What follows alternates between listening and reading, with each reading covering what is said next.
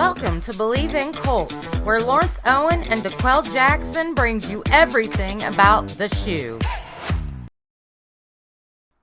What's going on, Colts Nation? I'm Lawrence Owen with Bleav in Colts podcast. Now, if you can see, I'm not with Dezmon Jackson today. If you're watching on YouTube, you can see this. If you're listening to the podcast, then Dezmon Jackson is otherwise engaged today. He has some things he had to take care of, so I'm going to be handling the show solo. So this is going to be great, all right? A lot of great news. I learned something today. I learned that for every good thing in life, something negative happens. And reverse, whenever something negative happens, a positive thing happens. In retrospect, it is what it is. It's that whole yin-yang thing that goes on in the world. And we know it. A lot of people, they believe in it. And I think I believe in it after today, okay? First and foremost, I found out today that the Indianapolis Colts placed 3 people on the injury reserve. And we knew that they were probably going to go to injury reserve. We knew that Sam Ehlinger, the quarterback, backup quarterback, had a knee injury, a sprain, probably go to IR. He went to IR. We knew that T.Y. Hilton had a neck injury, had surgery apparently. He went to IR. And wide receiver Dezmon Patmon, who had an absolute fantastic preseason, leading all receivers in receptions, also goes to IR due to a foot injury.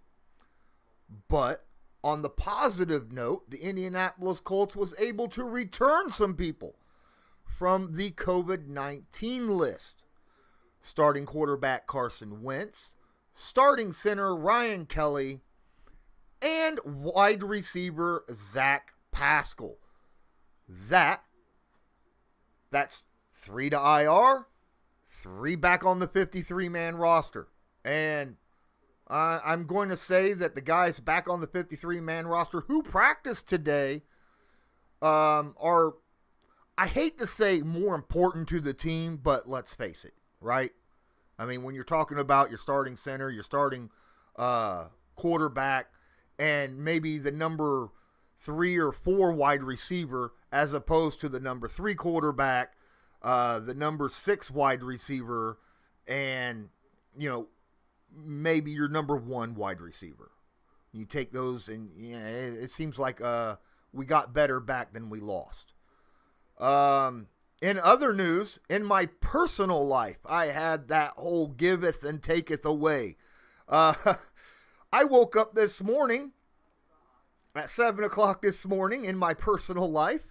Had a dream. I had a cat that's an inside-outside cat, right?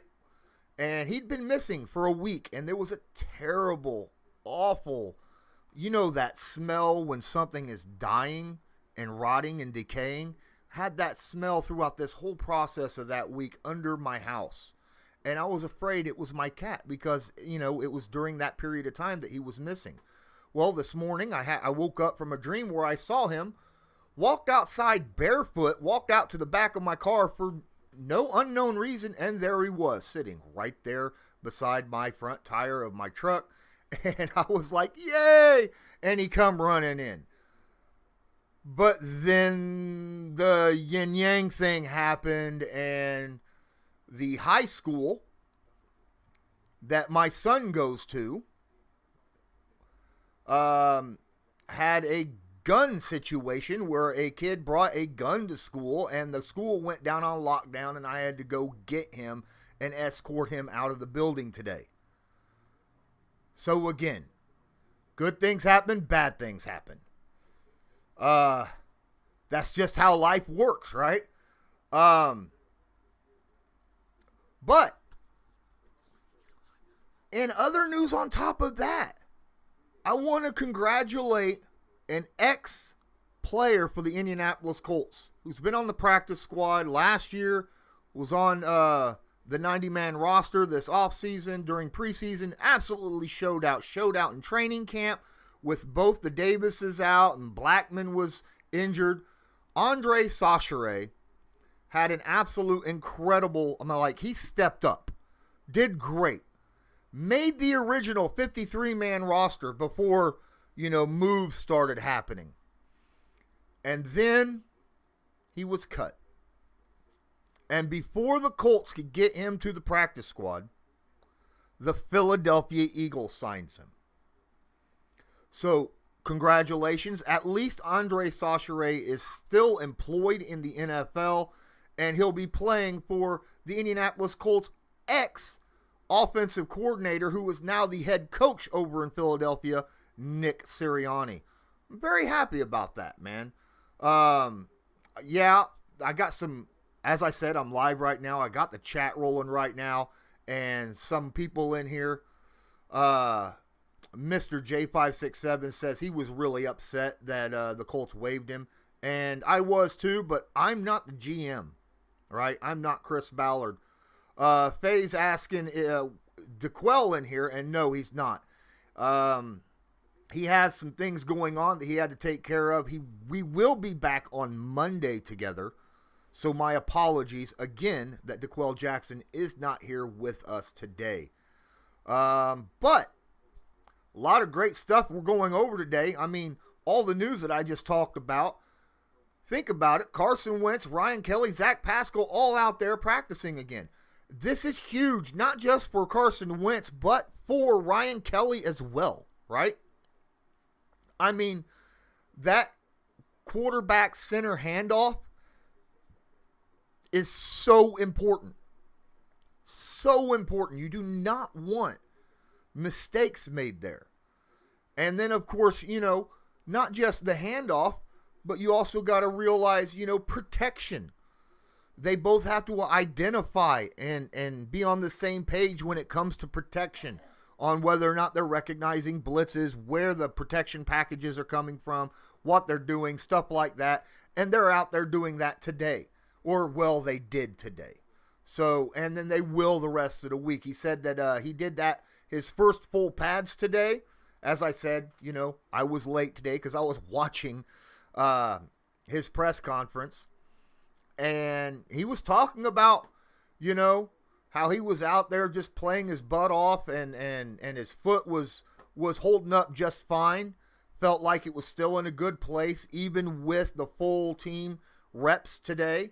He was asked if he thought that he might be able to start against Seattle, and he said he's incredibly optimistic, but in the end, it is on his doctors and trainers whether he can. Something that I think we need to take out of this whole COVID situation, where he was forced 5 days off, could have had a slight positive impact to go with the negative impact that, he wasn't practicing, that we don't think about. These were 5 extra days to where he's not roaming around putting his foot through a whole bunch of stuff, right? Giving his foot more time to heal and get right. So there is a better chance that his foot will be in a positive, good place for him to start, in my opinion. Now, does that mean that, he's going to be in the right light with the wide receivers and the snap counts and the protection schemes and all that? I don't know. He may not have his timing down with his wide receivers. He did have a lot of time before training camp where he brought a lot of these guys in and worked with them quite a bit, But to be fair, he's only done, a total of 5.5 days of pitch and catch with his wide receivers, tight ends, and running backs. But the fact that, he did have those 5 days extra for that foot to heal after the week where he was out there, doing those personals and 7-on-7s, I think that's a positive thing that we could take out of this. Okay. I get it. I understand. What if he's not right? But you know what? In my thought process, he's got to be there first, right? So his foot has to be healthy enough for him to play in the first place. So that's step one. So I Bleav that 5 days off helped that step one to come to fruition.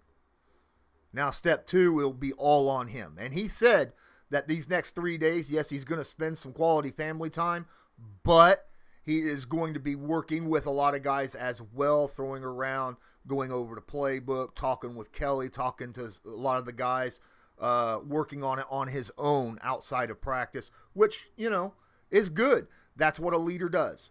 And I'm glad that he's taking that up. Love the fact that Ryan Kelly's back as well. He did have a full week of practice after that hyperextended elbow last week before he got put on COVID on the protocol. And, of course, Zach Pascal, who has just been the most consistent wide receiver so far this training camp and preseason for the Indianapolis Colts. Well, technically, the most consistent wide receiver during preseason games was Dezmon Patmon, who's on IR now with that foot injury. But during training camp, while I was there watching, Zach Pascal was always there. Always catching the football, never dropping it. I mean, I don't know if you guys saw it, but he put a move on Kenny Moore in training camp and left him in the dust. I'm glad we got his talent back for Carson Wentz to work with. So I'm excited. I'm excited to watch week 1 against Seattle. I think it's going to be a great game to watch. And you guys ain't going to want to miss next week's episodes as D'Qwell Jackson comes back on Monday. And then either Monday or Thursday, I don't know which day, I'm working with the Bleav Podcast Network to get the Seattle team here. And we're going to discuss the game, go back and forth, discuss the game, know a little bit about them. They'll learn a little bit about us. I think it's going to be great, man. Really, really think it's going to be great. Love seeing Strawn receiving attention from Good Morning Football, Loyalist says. Absolutely, right? Peter Schrags kind of threw him out there. It's one of the top 5 feel-good stories of the NFL. 7th round pick comes in and just balls out. Not only did he make the 53, but he's in a position to where if he continues to grow the way he has during training camp, that he could put himself in a position to play some quality time this season. You don't see that very often from 7th round picks. You just don't. Brandon Wood says, just glad that, neck injuries can be career ending in an instant.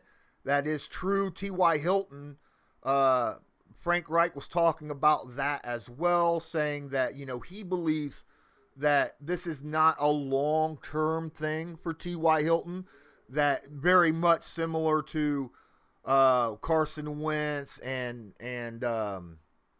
Quentin Nelson, that it was not an invasive surgery, and they feel that he'll only be gone a few weeks, not very long at all. So that's positive news as well that came out today. So excellent. I think that this is going to be a fun time. Man, I'm actually really excited to see. I mean, you think about the offensive line is basically there right now, out there practicing. Outside of Fisher, you got Davenport sitting at left tackle, but everybody else is there, right? Quentin Nelson, Ryan Kelly, Mark Glowinski, Braden Smith, all those guys are there. So that's going to make the job of Davenport better because he's surrounded by high-quality offensive linemen. Not to mention, he's going to have guys like Jack Doyle and Mo Alley Cox, who are excellent blockers and good at giving assistance on chip blocks and stuff like that as well. So they will be able to help. It's not going to be like what we saw in preseason, right? We're not going to see one-on-ones and vanilla and all of that. We're going to see an actual team, and Frank Reich's going to know where the weaknesses and the strengths are on this team, and he's going to go out there and he's going to game plan for a game. Unlike in the preseason, where it was just like, here's the play, go do it, you know? And I think that is what I'm really, really, really excited about. I'm going to get through the chat here in a second now. I have been getting in a little bit right now, but, you know, here we go. Matt Stansberry in the chat says that he's surprised that they kept so many defensive tackles. And not just defensive tackles and defensive ends total, right? They kept 5 defensive tackles, 6 defensive ends. That's 11 defensive linemen. 11. That's a lot even for Chris Ballard. But when they asked him, hey, you know, why'd you keep so many defensive linemen? You know, because they're defensive linemen. Because they are so hard to come by. And when you have a bunch of quality guys, you want to try to keep them. And I get it. And I understand. But at the same time, I think that those defensive linemen, we're going to end up losing one at some point, I think early in the season.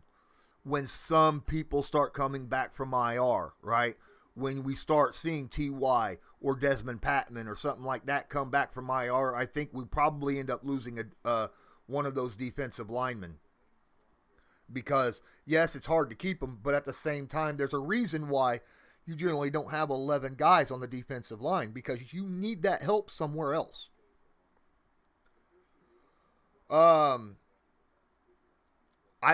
But you know what? I trust in Ballard. I trust. John Davis says it in the chat as well. I trust in what he does. I mean, he has put together a team. He's got a plan. He's been working on that plan since the beginning, since he got here, and he's done a very, very good job. There's a lot of people that I think that could probably go. I was surprised by the 53-man roster cuts personally. I think there was 2 or 3 guys that I didn't expect to make it. But one guy that a lot of people are like, why did he make it, was Chris Williams. And I was high on Chris Williams. I thought Chris Williams played incredibly well through the preseason games. And we saw him in training camp. He's been plugging holes very, very well. He's not getting moved off the line very much. I think that he has really showed out. And even though a lot of people had their eye on other defensive linemen in that part, I thought Chris Williams was one of those guys that really stepped up and showed that he could play that part. Because we're going to need somebody. You think about it. You remember last year, week 10, against the Tennessee Titans, when DeForest Buckner went on COVID protocol, when he got COVID and was out that game, and it was Grover Stewart filling in his place, and then the backup for him, they ran right to where Grover normally is sitting all the time. They ran in that side of the field all the time, and Derrick Henry just plowed us because we didn't have our 2 great defensive tackles there. So quality depth at defensive tackle is very important. No. Matt Stansberry in here. Is that a song by Tom Petty? Good lineman, hard to find. You got lucky, babe. What position do you think is our biggest need in the draft next year? Devin Ward asks. I am going to say probably we might be looking at cornerback, but you know what? I don't know yet. I don't know what these guys are going to look like through the season. Who's going to develop? You know, we don't know. There are a lot of players in their second and third year that are going to either rise or fall through the ranks as the season progresses. A lot of them. You know, a lot of people want to talk about Rocky Sin. I thought Rocky Sin had a really good training camp. There was a couple plays in training camp where he got burnt. But you know what? Every defensive back in the NFL gets burnt from time to time. What you don't hear about is when he locks someone down and nothing happens. Because that's not a headline, right? I mean, it's true. Like I said earlier, when Zach Pascal burnt Kenny Moore, everybody wasn't talking about how Kenny Moore got burnt. No, they were talking about how Zach Pascal did such a great job, and that's what happens to cornerbacks. Cornerbacks don't get talked about unless they get burnt or they make a big play. And Rock had some big plays in training camp, but because he was on the highlight film, like a Mike Strawn catch or something like that, that's what it is, Or when Paris Campbell burned him downfield. Come on, it's Paris Campbell. He's going to burn any cornerback downfield one-on-one. There's not many cornerbacks in the NFL that can stay step for step with that dude. And that's all there is to it. Yeah. All right. I hope Deion Jackson sticks on our practice squad, Brandon Wood says, and doesn't get picked up. Would love to have him as our third or fourth back next year. Obviously, Deion Jackson. You know what? Benny LeMay as well, right? Benny LeMay. We got two guys out there. Here's the deal. We all know and expect that Jordan Wilkins won't be on the team next year. And I get it, and it sucks. For us as Colts fans, it's going to suck because Jordan Wilkins is a good running back. You don't go out there and get guys who average 5.9 yards a carry over a 3-year career. That's not an average thing. Granted, limited snaps, averaging about 50 carries a season, but still, that's a heck of a yards per carry for averaging 50 carries a season, wouldn't you say? And so for us, for Colts fans, we're going to lose that after this year because I really think that he's going to get picked up by somebody that is a running back needy team. And they're going to be able to afford, that team will be able to afford to give him a little bit more money than what the Colts can, because the Colts are going to have decisions at running back ahead of him, right? Nyheim Hines, Marlon Mack. How are they going to look this year? If Marlon Mack plays the way we thought he was going to play last year, this year, he's going to be another guy. Same with Nyheim Hines, right? The way Nyheim Hines has been just getting better and better and better every year, we might not be able to afford Nyheim Hines. I mean, it sucks. I'd hate to see him go. Same with Marlon Mack. But at the same time, they've got big fish to fry, big contracts. They've been dropping that money on people, right? The big money. When we're talking about, Ryan Kelly's, DeForest Buckner. We're talking about guys that are making fat cash, right? Braden Smith, Darius Leonard, obviously Carson Wentz. We'll hope that he plays well this year and lives up to his $20 million that he's getting paid this year. Granted, $20 million isn't exactly, oh my goodness, what the Colts are paying him this year. But for someone who led the NFL in interceptions and had one of the worst quarterback ratings in the NFL, that is a lot of money last year. Hopefully, he'll play a whole lot better with the Indianapolis Colts than what he did with Philadelphia. But guys, this is, like I said, this is Bleav in Colts. And because it's the Bleav in Colts, I'm going to keep this a little bit short. And I want to tell people, hey, if you're listening to this on a podcast, whether it's Spotify, iHeartRadio, iTunes, or listening on the Bleav Podcast Network website, make sure you also go check out the video. You can find it on YouTube, on my channel, Lawrence Owen, and on the Bleav in Colts podcast channel on YouTube. And of course, guys, if you're watching this on YouTube, make sure you go check out the podcast, the audio podcast. Make sure you go subscribe and download, and make sure that you don't miss any ever. Because yes, I don't have DeQuell Jackson with me, but that's not going to be an everyday thing. Me and DeQuell will be talking about football. I utterly respect the knowledge that he brings to this podcast. The 2 episodes that I have done with DeQuell Jackson have been absolutely fantastic. Now, that first one was more of a Q&A, like I was interviewing him, but let's be fair, guys. I mean, it's DeQuell Jackson. He was a Pro Bowl linebacker for the Colts. There was a lot of stuff about him that not only I, but you guys as well wanted to know about him. There's more questions that I have for him, but we'll get to that at another point. Really appreciate every one of you guys. My next episode, like I said, will be on Monday. So until then, thank you so much, each and every one of you. And until now, oh, well, you know what? I'm going to answer one more question from the live chat before I walk out. One more question. And it's not going to be Daniel Martin, Sonnenfeld's question of, well, who's my favorite college team? Because I really don't have one. I have a few colleges that I like.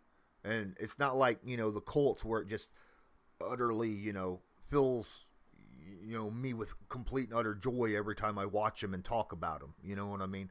I like IU. I like Notre Dame, No, I'm not going to tell you if I'm lean more towards Michigan or Ohio State, because in this area, half of you guys will quit watching me if I tell you who I lean towards there. And you know it. Terrence Gibbons, go Pats, but I also enjoy watching the Colts. See? Look at that. We have Patriots fans, Steelers fans, Browns fans. I got a Rams guy that comes in here and watches and listens. I love talking about football. How do you know how well your team really is unless you understand the other teams in the NFL, right? And that's just how it works, man. Let me get up here and try to see if I can't find something. I said I was going to one more thing out of the chat before I walk out of here. Brandon Wood says, everyone talks about that Titans game, but forgets to mention that we only had like 2 or 3 days to prepare when Buckner went out. Yeah, that is true. That is true. Man, I don't see any other questions in here. Daniel says, I've got questions for DeQuell Jackson. Everybody's got questions for DeQuell Jackson. Looky there, Roy Crosby's in here as well. Dolphins fan sitting here listening to this. Love that. Love everybody in here. Joe Thornburg, obviously, Pittsburgh fan. Great guy. But hey, since I couldn't get it, I just want you guys all to know, thank you so much for listening and watching to me talk about the Indianapolis Colts. Any word on what Patmon did to his foot, Mr. J567 asks. That is one that I don't have 100% answers to. Okay?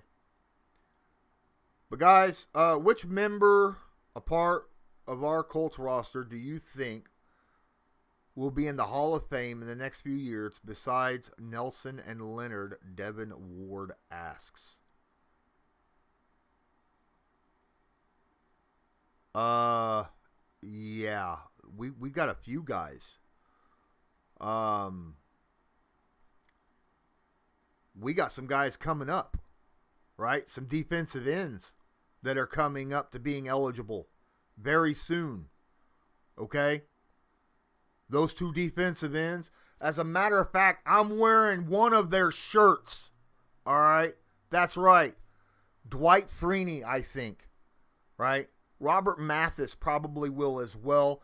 Won't be first ballot, but I think that he'll make it in, 3 or 4 years in that process. Don't forget about Reggie Wayne, right? Reggie Wayne's probably going to make it as well. Again, maybe not first ballot, but give him a couple years. I think he'll make that as well. So that's my answer to that question. Thank you so much for dropping that, Devin Ward. And I think that's going to end it because we're a half an hour into the podcast. So I appreciate each and every one of you. Please, if you're watching this on YouTube, smash that like button, hit subscribe if you're not subscribed, tag that notification bell so you're notified next time I go live. And until next time, I'm Lawrence Owen. This is Bleav in Colts, part of the Bleav Podcast Network. And until next time, have a good one.